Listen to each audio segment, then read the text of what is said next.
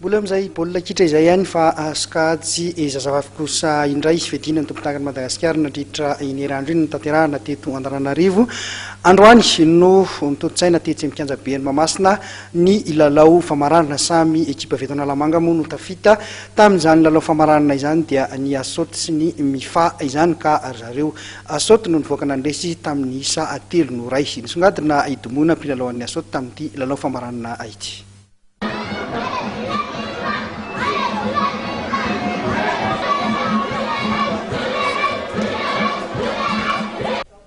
Ny ekipan'ny Asot avy eto Analamanga no voahositra ho Tompodakan'i Madagasikara eo amin'ny baolina kitra sokajazavavy rehefa nandresy ny MIFA izay mbola avy eto Analamanga ihany koa teo amin'ny lalao famarana fedina ny Tompodakan'i Madagasikara ho an'ny baolina kitra vehivavy izay.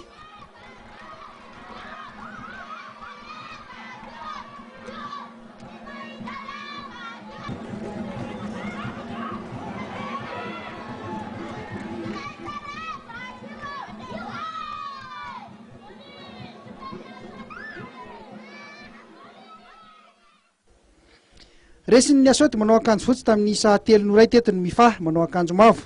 Raha ny fisotry ny lalao tamin'ny ankapobeny dia hita ho nanatombo ny Asot.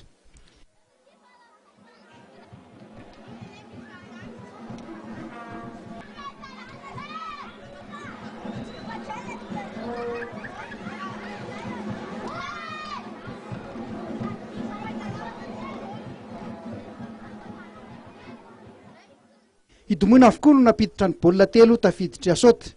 Vao 2 minitra monja nanomboana dia efa natafiditra baolina ny Asot tamin'ny alalan'ny coup franc nodakany domona.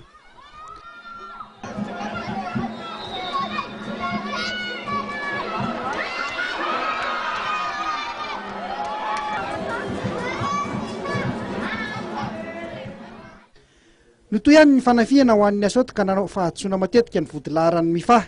Tany amin'ny minitra faharoa amby 30 dia mbola natafiditra coup franc iray idomona rehefa nanao fahadisona tao anatin'ny faritry 9 metatra ny vodilaharan'ny MIFA.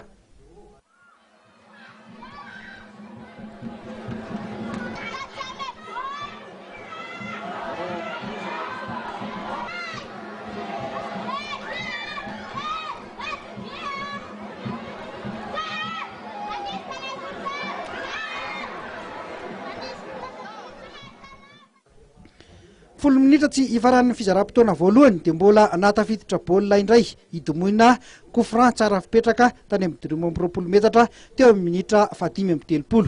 Tarika 3-0 teo ny Asot izay UIC ihany koa no nentin'ny rotota ny ala sasatra.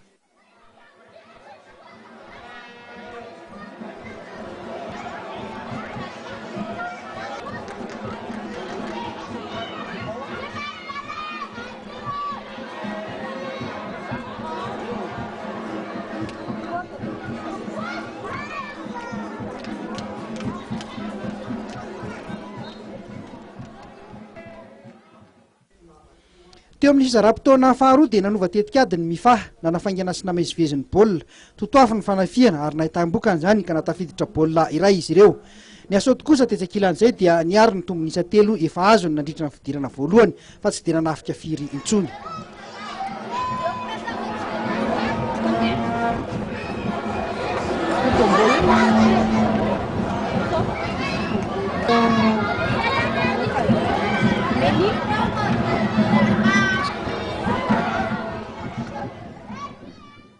Niady ny larana fahatelo kosa ny ekipan'ny Sommanboeny sy ny FCAO Anambanja ka ny Sommanboeny no nahazo ny larana fahatelo rehefa nandresy ny FCAO tamin'ny isa 5-4.